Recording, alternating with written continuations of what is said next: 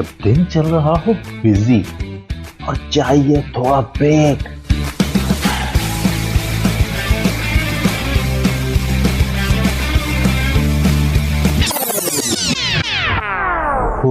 I need a break. तो सुनिए delight delight with RJ Mavash Khan, Sunday to Thursday 12 to 3 PM। Radio वही अपना FM 107। जी लिसनर्स, वेलकम बैक। आप सुन रहे हैं 107 FM में आपके साथ आपकी प्रेजेंट माविश खान। और जैसे कि आपको पता है कि आज हम सब लोगों को इंतजार रहता है ERDC के एक्सपर्ट्स का।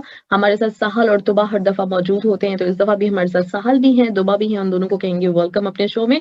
हेलो अस्सलाम वालेकुम। जी अस्सलाम साहल, वालेकुम। तुबा। अस्सलाम वालेकुम। वालेकुम अस्सलाम तुबा, कैसी हैं आप? बिल्कुल ठीक, आप कैसी हैं माविश? अल्हम्दुलिल्लाह, मैं भी बिल्कुल ठीक ठाक। और साहल, आपको भी वेलकम करेंगे हम। अस्सलाम वालेकुम आपको भी। वालेकुम अस्सलाम जी, शुक्रिया। क्या हाल है आपके? अल्हम्दुलिल्लाह बिल्कुल ठीक ठाक। और आप लोग आते हैं तो हाल और अच्छे हो जाते हैं, क्योंकि ये उम्मीद होती है ना कि आज भी बहुत कुछ पता चलने वाला है आपसे।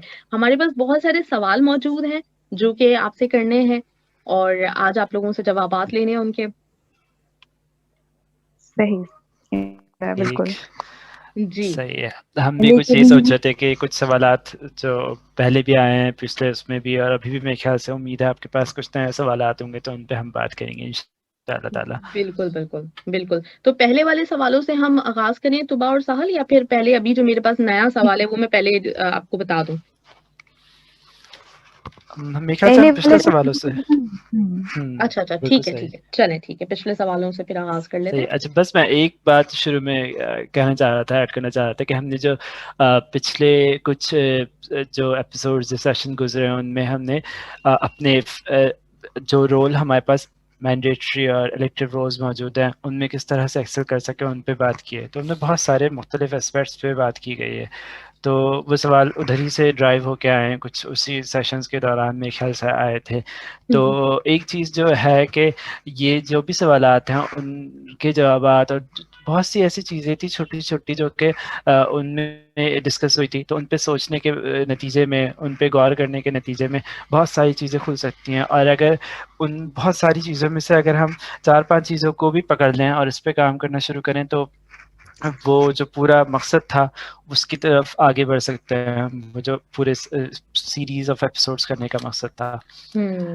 तो एग्जैक्टली। इंशाल्लाह ये जो आज जो हम बात करेंगे सवालात के जवाबात पे, तो वो भी उसी से कनेक्टेड होंगे। तो जो सुन रहे हैं वो उसको वो पूरी सीरीज से पिछली कनेक्ट कर सकते हैं, और उसमें ही मजीद चीज़ों का इजाफा कर सकते हैं ये सारी चीज़ें सुन के इंशाल्लाह। बिल्कुल बिल्कुल सही बात है, बिल्कुल सही बात है जी।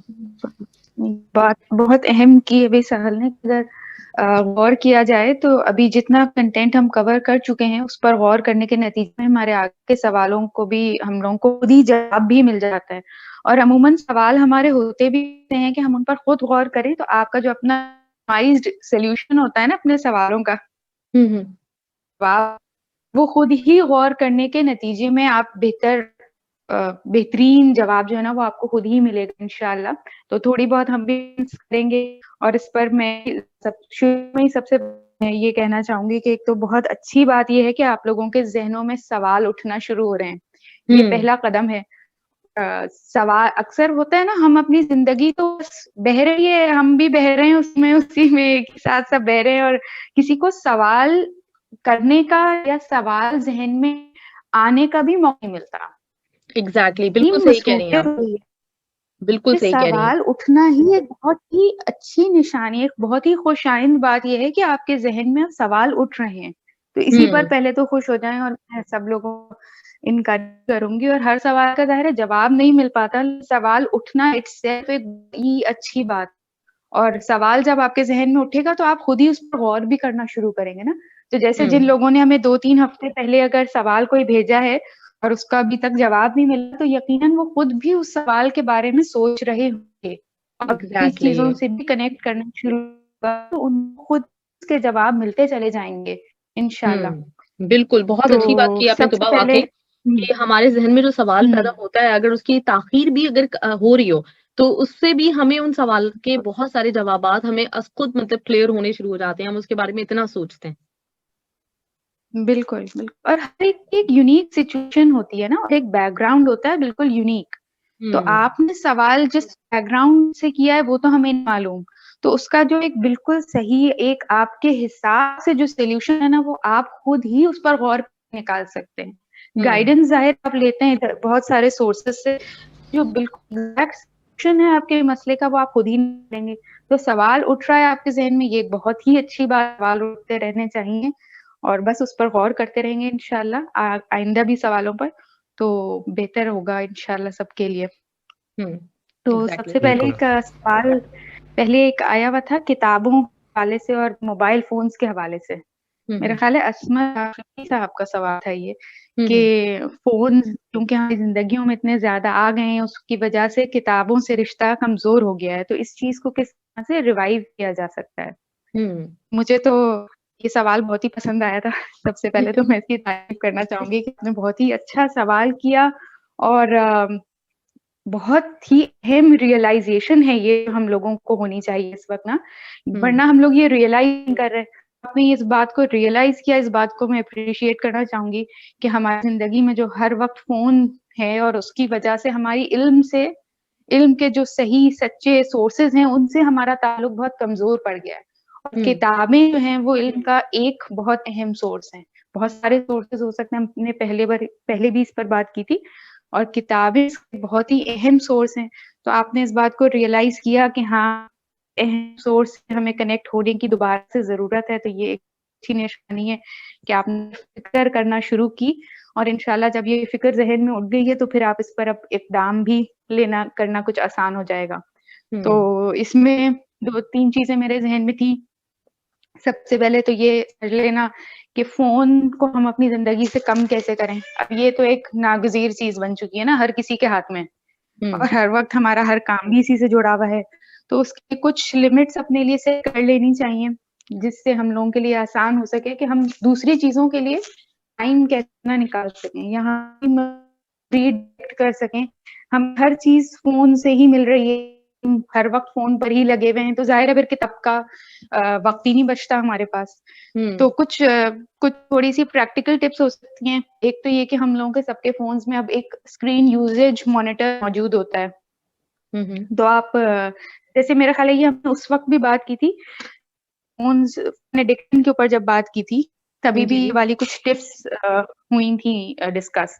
तो उन टिप्स से भी आप मदद लें बिल्कुल कि अपनी ज़िंदगी से फ़ोन के इस्तेमाल को कम करने के लिए अपनी स्क्रीन यूसेज मॉनिटर लें और अपने लिए कुछ लिमिट बना दें कि दिन में बस मुझे और स्क्रीन यूसेज जैसे आपने देखा कि कल मैंने 10 घंटे इस्तेमाल किया था, तो आज मैं 9 घंटे करूँगा।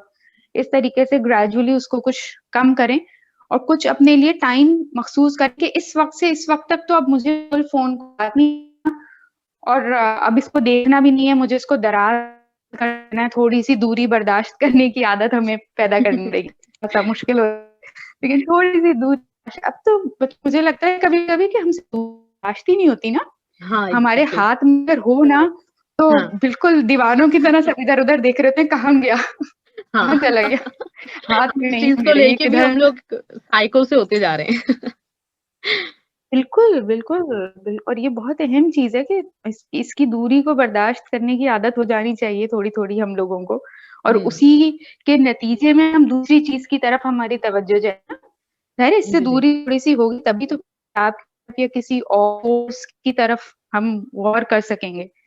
तो दूसरी इसके लिए एक अहम चीज़ ये है कि अपने एनवायरनमेंट में भी किताबों को लाने की शऊरी कोशिश करें। यानी हमारे घर में फ़ोन तो हमारे नज़रों के सामने होता है, लेकिन किताब हमारी नज़रों के सामने नहीं होती। एक अच्छी किताब अच्छा जिसमें मतलब किताब का सिलेक्शन पे भी अभी बात कर लेते हैं, मगर एक अच्छी किताब हमारे घर में किताब है जमा की सूरत में इधर-उधर मौजूद हों, जो हमारी रीच में हों।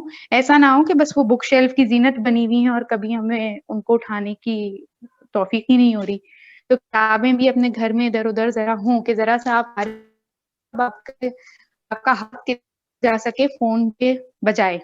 तो अपनी एनवायरनमेंट में किताबों को मौजूद कर लें और 1-2 और इसमें चीज़ें थी मेरे ज़हन में हाँ, कि किताबों से रिश्ता जोड़ना क्यों है इसको ज़रूर सोच लें। एक ये होता है बस हो जाए कि अच्छा बस किताब ही पढ़नी है, क्या पढ़ना है इस पर गौर नहीं किया। किताब तो कोई भी हो सकती है और हर किताब अच्छी तो नहीं होती, हर किताब पढ़ने वाली नहीं होती।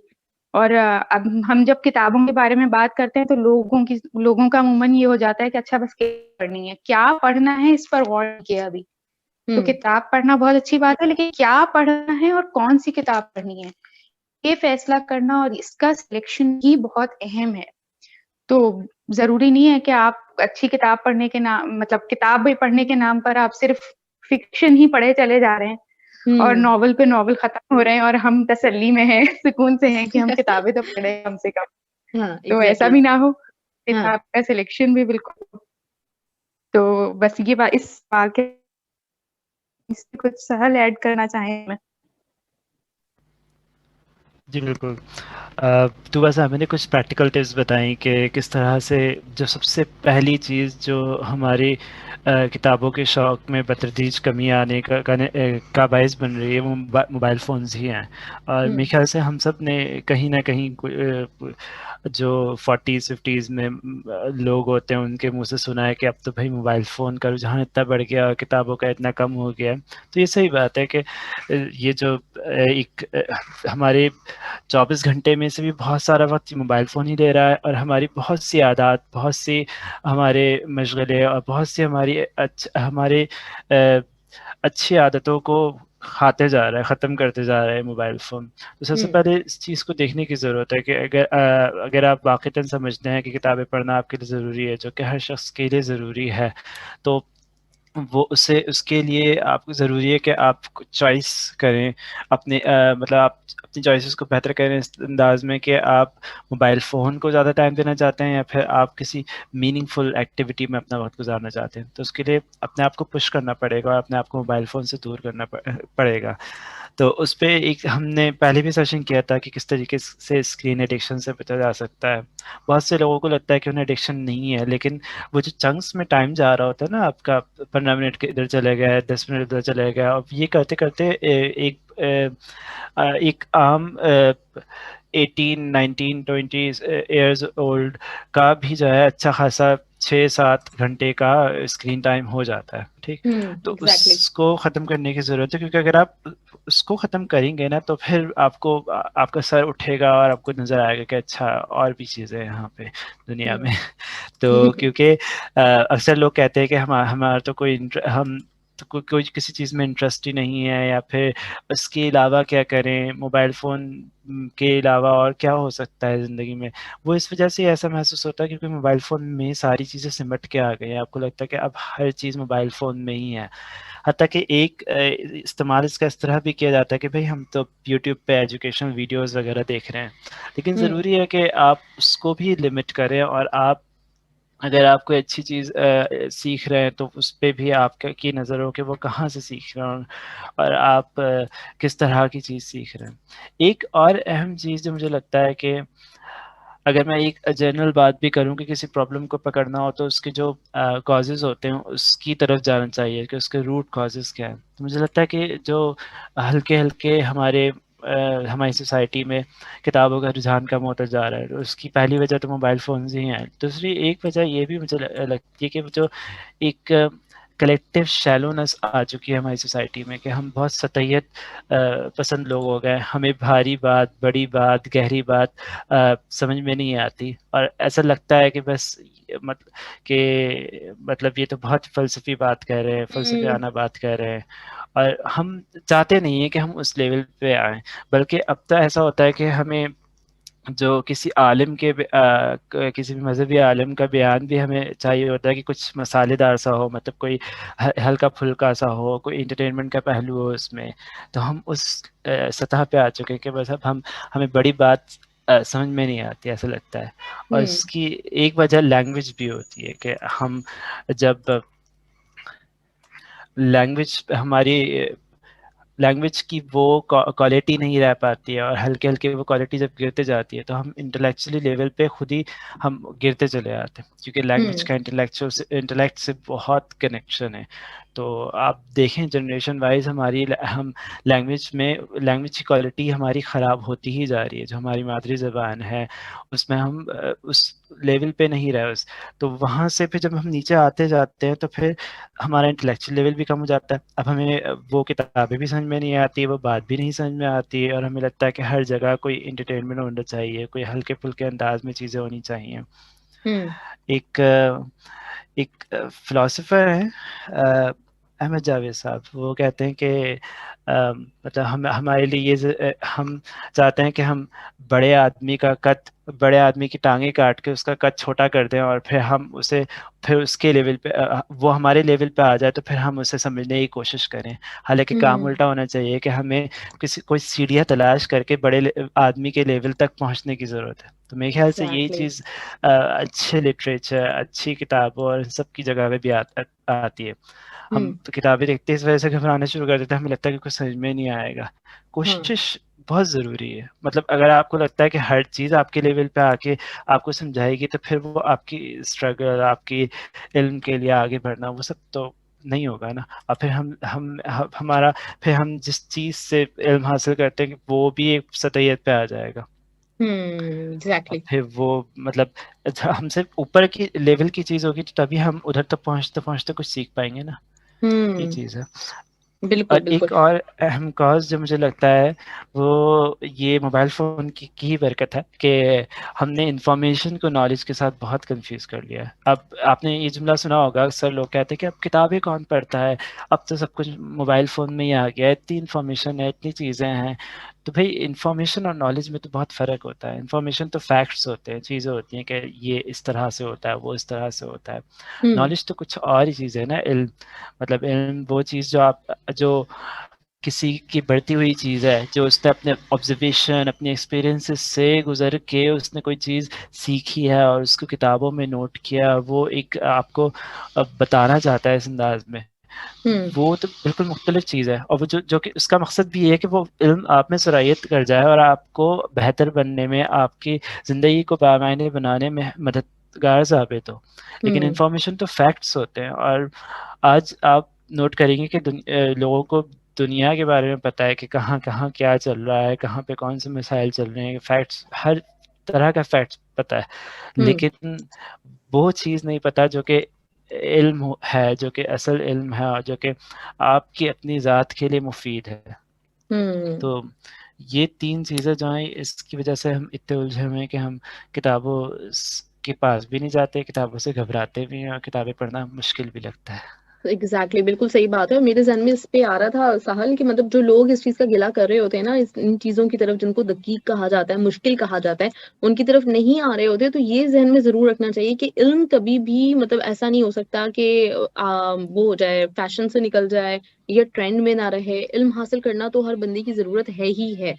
अगर आप जितना भी चाहे इस ज़रूरत है, चीज का, बिल्कुल। हाँ, आप जितना भी इनकार कर लें, आप जितना भी मतलब इस वक्त जो है ना वो उस पे आ गई ना, हमारी ये वाली जनरेशन कहलाती है कि इसमें बहुत ज्यादा पेशेंस नहीं है, हमें चंद सेकंड्स की चीजें चाहिए, चंद सेकंड से ज्यादा हम कोई चीज बर्दाश्त नहीं कर सकते। तो अगर यही रुझान, इसको हमने प्रमोट भी करना शुरू कर दिया तो मसला जब पैदा होगा। ठीक है, पेशेंस नहीं है, लेकिन हम उसे पेशेंस को मतलब बनाने में कुछ ना कुछ अपना किरदार तो अदा करना चाहिए ना। या ये एक्सेप्ट कर लेंगे नहीं, उनमें तो है ही नहीं, तो उनको ऐसी चीज दिखाई जाए जो 30 सेकंड की हो। बिल्कुल, ये बहुत अहम बात कही है आपने। हम एडवर्टाइज़मेंट देख के, हम म्यूज़िक वीडियोज़ देख के, इस तरह के मीम्स देख के, और जीआईएफ्स देख के ऐसे हो चुके हैं कि हमें लगता है कि बस अब सेकंडों की चीज़ होनी चाहिए, बहुत छोटी चीज़ होनी चाहिए। 15 मिनट का कोई लेक्चर, कोई इस तरह की चीज़ लोगों को परेशान करती है कि ये, मुझे लगता है ये सतहियत का बहुत बड़ा सबूत है कि हम गहरी बात से, थोड़ी-सी बड़ी बात से परेशान होना शुरू हो जाते हैं। और 200 पेज की किताब को तो हाथ लगाने से भी डरते हैं अब। बिल्कुल। कि 200 पेज की किताब को कौन हाथ लगाए, मतलब हाथ भी नहीं लगा पाते लोग। डर, वाकई आपने मैंने बिल्कुल सही कहा यूनिवर्सिटी है। स्टूडेंट्स को देखा है कि यूनिवर्सिटी स्टूडेंट्स किताब को देखते ही परेशान हो जाते हैं कि भाई इतनी बड़ी किताब कौन पढ़ेगा, भाई अभी तो फिलहाल आपका तो काम ही यही चल रहा है, यूनिवर्सिटी, आप स्टूडेंट हैं आप। बिल्कुल। हाँ, अच्छा, बिल्कुल। इसमें एक ये टिप भी है कि अगर आप स्टार्टर के तौर पे किताबें पढ़ रहे हैं, मतलब आप किताबें पढ़ना शुरू करना चाहते हैं, तो आप चलें ठीक है, आप एक छोटी किताब से और आप हल्की-फुल्की किताब से स्टार्ट कर सकते हैं, ठीक है? लेकिन आप में वो स्ट्रगल होनी चाहिए, आप में वो इल्म दोस्ती और इल्म को हासिल करने का जज़्बा होना चाहिए। तो कुछ किताबें जो मेरे ज़हन में आ रही थी कि जैसे अगर मैं अंग्रेज़ी की बात करूँ तो कुछ बहुत 3-4 पेजेस की शॉर्ट स्टोरीज़ पे मबनी और मुख्तलिफ थीम्स को कवर करती हुई उनकी काफ़ी सारी एडिशंस हैं उस किताब के। Chicken Soup for the Soul है, एक ये किताब है और उसमें मुख्तलिफ थीम्स पे बहुत सारी लाइफ, डेथ और पेरेंटिंग, फ्रेंडशिप इस तरह की थीम्स पे मुख्तलिफ शॉर्ट स्टोरीज़ हैं, कुछ रियल लाइफ स्टोरीज़ हैं इस तरह की हैं। और दूसरा राज़ हयात एक किताब है। राज़-ए-हयात। अच्छा, ज़िंदगी पहले से आपने जो लुत्फ़ कही है वो उठाएँ एक चिकन सूप किताब फॉर है। द सोल ही है ना? जी, बिल्कुल, चिकन सूप फॉर द ठीक सोल। ठीक है, और राज़-उल्फ़त ठीक है। जी, और राज़ राज़े हयात हयात। राज़-ए-हयात, ओके। राज़-ए-हयात और ठीक है। तीसरी किताब थी ज़िंदगी से लुत्फ़ उठाएँ। ज़िंदगी से लुत्फ़ उठाएँ।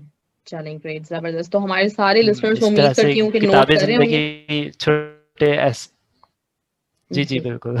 बिल्कुल, ये बहुत छोटे-छोटे एस्से बेस्ड और स्टोरी बेस्ड किताबें आई हैं। हाँ, हाँ, और लास्ट आपने क्या बताई है अभी? किताबे ज़िंदगी। किताब-ए ज़िंदगी। ग्रेट, ज़बरदस्त। चलें, मैंने नोट कर लिया, अगर किसी ने नहीं किया तो मुझसे बाद में पूछ सकते हैं। जी, साहल, आप कंटिन्यू कीजिए। जी, तो ये कुछ किताबें हैं, ये इसमें इस तरह भी हो सकता है कि आप अपने मौज़ू को खुद ही आपको ये तो थोड़ा बहुत अंदाज़ा होगा कि आपका रुझान किस तरफ है, तो आप उस तरह की किताबें उठाएँ।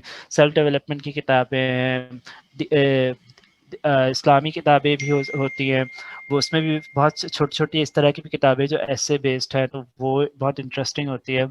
आप इस तरह भी कर सकते हैं कि बच्चों की जो बच्चों के लिए जो बायोग्राफीज़ वगैरह लिखी जाती है, तो आप उसको भी स्टार्ट कर सकते हैं। ये चीज़ की जा सकती है, बहुत अच्छा स्टार्ट रहेगा मेरे ख्याल से। ज़बरदस्त, ग्रेट, बहुत ज़बरदस्त। जी, मेरा तुबा, ख्याल है काफ़ी टिप्स इस पर हो गई अब, और ज़बरदस्त। सबको काफ़ी क्लैरिटी इसमें मिली होगी, और इंशाल्लाह मैं उम्मीद करती हूँ कि अब लोग किताब उठा लेंगे इस बहाने। एक इंशाल्लाह, नाम भी अब इंशाल्लाह। आपको मिल गए हैं, तो अब कोई बहाना नहीं बचा है। अब बहुत अच्छे नाम भी आ गए किताब के। बिल्कुल सही बात है। ठीक है। जी, आप इसके मेरा ऊपर ख्याल कुछ है अगला, कंटिन्यू करना चाहें? हाँ, जी, जी, बिल्कुल। अगले सवाल पर आ जाते हैं, फिर वरना रह जाएँगे फिर इस दफ़ा भी जी, जी, जी। पिछले सवाल पे। तो अगला सवाल था कुछ, अच्छा, इसमें नाम नहीं लिखा था कि किसका सवाल है, लेकिन कुछ इस हवाले से था कि वालिदैन के अनपढ़ होने से उनके औलाद को क्या नुकसान, अगर कोई होता है तो क्या नुकसान होता है? हाँ, अच्छा, इसी तरह का मेरे तो पास, ज़रा मैं तफ़सील में बता दूँ, ये वाला सवाल इसी से मिलता-जुलता है। बेसिकली अब जब से आप बिल्कुल। लोग माशाल्लाह से यहाँ पे आ रहे हैं, तो हमारे बहुत सारे लिसनर्स की तरफ से मुझे ये एक फीडबैक मिलता है कि वो ईआरडीसी की जितनी वीडियोज़ अपलोड होती हैं, वो देखते हैं माशाल्लाह से ना। तो सब लोग कनेक्शन बन गया आप लोगों के साथ। तो अभी पिछले दिनों सलमान साहब की कोई एक वीडियो हमारे एक लिसनर ने देखी, जिसपे वो ये कह रहे थे कि औलाद की तरबियत के लिए माँ का तालीम याफ़्ता होना बहुत ज़रूरी है। तो उसपे उनके ज़हन में ये सवाल पैदा हुआ कि उनके साथ ये प्रॉब्लम है कि जो उनकी वाइफ़ हैं, अभी फियांसे हैं, तो बाद में जब उनकी वाइफ़ बनेंगी तो वो इस वक़्त पढ़ी-लिखी नहीं। मतलब वहाँ पे रुझान नहीं है उस जगह पे कि ख़वातीन को पढ़ाया जाए। तो उनके ज़हन में ये सवाल, और मतलब एक तरह से कहना चाहिए सवाल नहीं, सवाल से ज़्यादा परेशानी पैदा हो गई है कि चूँकि सलमान साहब ने ये बात बोली है कि औलाद की तरबियत के लिए तालीम याफ़्ता होना ज़रूरी है, तो अब मैं किस तरह से ऐसे कुछ करूँ कि अब ये तो मुमकिन नहीं है कि उनको तालीम दिलवाई जा सके, वहाँ पे है भी, मतलब उन जिस एरिया से उनका ताल्लुक है, वहाँ पे तालीम के खिलाफ हैं ख़वातीन की। तो लेकिन उनके ज़हन में बिल्कुल, ये सवाल है कि कैसे तरबियत उनकी ऐसी हो जाए कि कल को वो उनकी औलाद की तरबियत करने के काबिल हो जाएँ। ठीक है। अच्छा, मेरा ख़्याल ये है, थोड़ी-सी इसमें कन्फ्यूज़न उनको ये हुई कि तालीम याफ़्ता होना, सर तो ये कहते हैं कि समझदार होना और आपको अवेयर होना ज़्यादा ज़रूरी है। जो तालीम याफ़्ता से उनके ज़हन में शायद ये जो चीज़ आ रही है कि डिग्री याफ़्ता होना, हाँ, तो ऐसी बात नहीं है बिल्कुल भी। है ना? और वैसे तुबा मैंने भी उनको बिल्कुल यही भी जवाब नहीं। दिया था। मैंने कहा था ईआरडीसी का तो बिल्कुल, मौक़िफ़ ही हाँ, यही है। वो कभी भी डिग्रीज़ को नहीं बिल्कुल। प्रमोट करते। हाँ, बिल्कुल। आप बिल्कुल, कंटिन्यू बिल्कुल। कीजिए। तो ऐसी तो बिल्कुल ऐसी बात तो बिल्कुल भी नहीं है कि कोई डिग्री याफ़्ता होना ज़रूरी है, और इस पर मेरा ख़्याल है हमने ये जो अभी बात की थी कुछ कामयाबी के हवाले से भी, और उसमें भी हमने ये वाली बात की थी कि आपकी डिग्री की बेसिस पर आप अपने आप को इम्पोर्टेंट नहीं समझेंगे, और आपके एतमाद की वजह आपकी तालीम नहीं होनी चाहिए। तो हुँ, अगर कोई शख़्स ये समझ रहा है कि उसका खुदा न ख़ास्ता कोई तालीम या तो खैर मुझे ये बोलते में भी अजीब ही लगता है कि हम ये समझते हैं कि तालीम याफ्ता कोई क्वालिटी ऐसी है या डिग्री याफ्ता होना कोई क्वालिटी ऐसी है जो बस मस्ट है और उसके बगैर हमारा गुजारा मुमकिन नहीं है। तो ऐसा बिल्कुल भी नहीं है। और वो जो भी खातून है, जो भी माँ है या जो भी वालिदैन हैं, उनके लिए अवेयर होना, इस बात को, इस जिम्मेदारी का एहसास होना और इसकी इम्पोर्टेंस का एहसास होना, ये बहुत जरूरी है। उनकी डिग्री का इससे बिल्कुल भी कोई ताल्लुक नहीं है, क्योंकि आप देखिए अपने इर्द गिर्द कितने सारे बड़ी बड़ी डिग्री वाले हैं, क्या वो सब बेहतरीन वालिदैन हैं? ऐसा बिल्कुल भी नहीं है। एक अच्छा इंसान एक बड़ी डिग्री वाले इंसान से बहुत बहुत बेहतर होता है। अब चाहे वो अच्छा इंसान बिल्कुल अनपढ़ हो, बल्कि वो ज्यादा बेहतर होता है। जो बिल्कुल अनपढ़ होगा वो शायद ज्यादा बेहतर होगा। उसके अंदर ब्रांड कॉन्शियसनेस नहीं होगी, उसके अंदर लोगों को इम्प्रेस करने की ख्वाहिश नहीं होगी, वो एक ज्यादा बेहतर इंसान होगा। तो ये तो चीज अपने दिमाग से बिल्कुल निकाल देनी चाहिए कि हमें कोई बड़ी डिग्री होगी तभी हम अच्छे वालिदैन बन सकेंगे। तो इस सवाल जो है इसमें भी और जो पहले वाला सवाल है उसमें भी ये बात समझ लेना बहुत जरूरी है कि हमारा अनपढ़ होना हमारी ताकत बन सकता है, हमारी कमजोरी नहीं बन सकता। इसको अपनी ताकत बना लीजिए और इसको अपनी ताकत बनाइए और अपना हमारे एतमाद हमारा इस बात पर बिल्कुल नहीं खड़ा होना चाहिए कि हमारे पास कितनी बड़ी डिग्री है। इस चीज को जहन से बिल्कुल निकाल दीजिए और इस चीज को अपनी ताकत बना लीजिए। और औलाद के लिए आपकी डिग्री नहीं, आप जरूरी हैं। तो आपकी डिग्री का वो क्या करेंगे? आप कितनी भी बड़ी डिग्री ले लें, आप बल्कि ज्यादा बड़ी डिग्री ले लेंगे तो ज्यादा मसरूफ हो जाएंगे और उनके लिए वक्त नहीं बचेगा आपके पास, जिनको आपके वक्त की जरूरत है। तो ये तो बहुत अच्छा है कि आपके पास वक्त है उनके लिए। तो अपने अनपढ़ होने से कोई इसमें ऐसी कोई भी बात नहीं है और उसको अपनी ताकत बनाइए। और बच्चों के लिए आपके लिए जो रिक्वायर्ड है आपसे वो ये है कि आप उनकी बेहतरीन तरबियत करिए। और इस पर हम पहले भी बात कर चुके हैं कुछ के साथ वक्त करना, उनसे बातचीत करना, उनके लिए बेहतरीन रोल मॉडल बन जाना, आपके किरदार में के किरदार की शक्ल में वो बेहतरीन रोल मॉडल पाए अपनी जिंदगी के लिए। ये सबसे हाईएस्ट काम है जो आप एज पेरेंट कर सकते हैं। तो ये जो आपने बताया उनके लिए भी यही जवाब है कि वो लड़की बहुत अच्छी, बहुत ही बेहतरीन माँ बन सकती है अपनी बगैर डिग्री। इस की तरफ बिल्कुल भी छोड़ दें। वो अपने लिए और बहुत सारे, हमने पिछले भी मेरा ख्याल है 1-2 सेशन पहले मेरा ख्याल है इस हवाले से बात की थी कि अपने आप को किस तरह से हम और इक्विप कर सकते हैं, कौन से सोर्सेज हैं नॉलेज के जिनसे हम अपने आप को कनेक्ट कर सकते हैं। और अपने आप, जो अभी सहल ने बात की ना कि हम इल्म हासिल कर सकते हैं, इल्म के बहुत सारे सोर्स हो सकते हैं, डिग्री कोई उसका सोर्स नहीं है। तो इनके सोर्सेज से कनेक्ट करके अपने आप को बिल्कुल इक्विप किया जा सकता है। तो ये अनपढ़ और ये वाली तो कोई बात इसमें बचती ही नहीं, इसकी गुंजाइश ही नहीं बचती। ये बिल्कुल अब सोचना छोड़ देना चाहिए। मेरा ख्याल है जो लोग रेगुलरली सुन रहे हैं उनको तो बस बिल्कुल इससे निकल आना चाहिए। बिल्कुल सही बात है, बिल्कुल सही बात। बहुत अच्छा जवाब दिया आपने। और आपने, मुझे ये बड़ा अच्छा लगा आपका जुमला कि ये जो अगर कोई समझता है कि वो इलिटरेट है तो उसको इस चीज को अपनी ताकत बना लेना चाहिए, बजाय कि उसको अपनी वीकनेस समझने लगे। बिल्कुल बिल्कुल, जबरदस्त, ग्रेट जी। कुछ ऐड करना चाहेंगे इसमें? जी, अच्छा, तालीम की तो तारीफ ही यही है कि क्या सही है क्या गलत है ये पता लग जाए। और तरबियत की तो तारीफ ये है कि हम इस काबिल बन सकें और इस काबिल बना सकें कि सही चीज़ को चुना जाए और गलत चीज़ को छोड़ा जाए।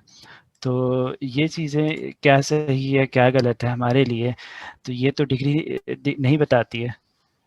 बिल्कुल, तो ये तो डिग्री नहीं बताती कि क्या चीज़ सही है क्या गलत है, और ये डिग्री बता भी नहीं सकती। तो डिग्री याफ्ता होना तो बिल्कुल ज़रूरी नहीं है। और ये जो बात टूबा साहिबा ने कही कि अनपढ़ होना कोई आपकी कमज़ोरी नहीं है, तो इस चीज़ को ये समझना चाहिए कि तालीम का मतलब क्या है। बल्कि एक जहन में मेरी जो एक चीज़ आ रही है कि एक माँ जो अपने बच्चों को दे सकती है, एक माँ का बेहतरीन गिफ्ट अपने बच्चों के लिए हो सकता है कि वो खुश दिखाई दे। और फिर जो तूबा साहिबा ने बात की कि वो जो रोल मॉडलिंग की ज़रूरत है, रोल मॉडलिंग इस तरह से होगी कि आप अपनी वैल्यूज़ से इंटैक्ट रहें, अपनी वैल्यूज़ जो हैं उनको उनके वो आपकी ज़िंदगी में झलकें और जो कि जो है फिर आपके बच्चों तक मुंतकिल हों।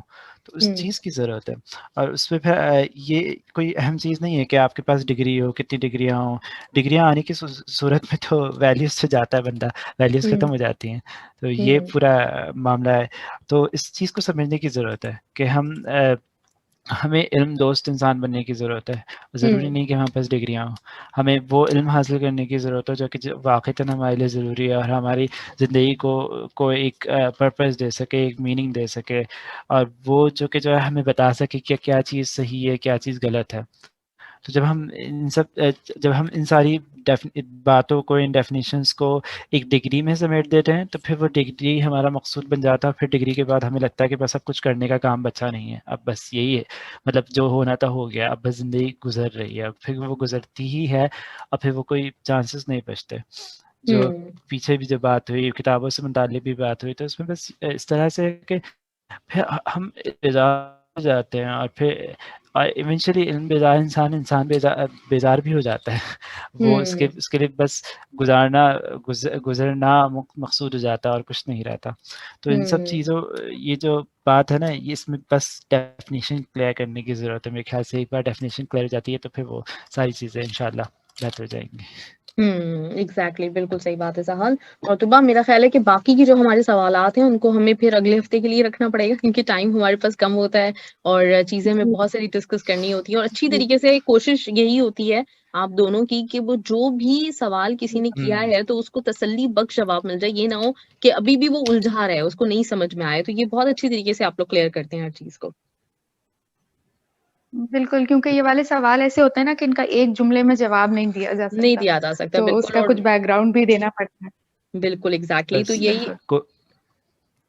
जी सहल जी बस मैं आप बात करें मिलके। जी, नहीं, बस मैं यही कहना चाह रही थी कि फिर हम आगे इन सवालों को जो बाकी के हमारे पास बचे हुए हैं और जो आते रहेंगे, उनको फिर मैं आगे आप तक फॉरवर्ड कर दूंगी, आपको बता दूंगी। तो हम इस तरह से सिलसिला रखेंगे इंशाल्लाह।